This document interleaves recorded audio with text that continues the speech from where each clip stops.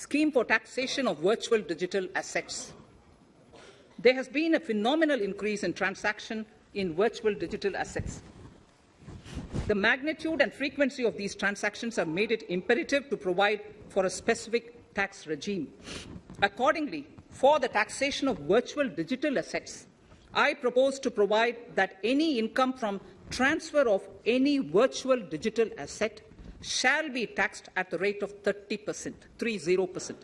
No deduction in respect of any expenditure or allowance shall be allowed while computing such income except cost of acquisition.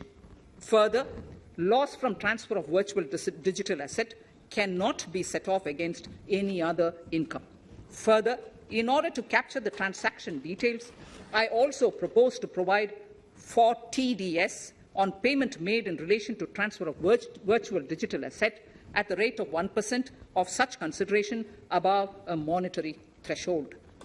Gift of virtual digital asset is also proposed to be taxed in the hands of the recipient.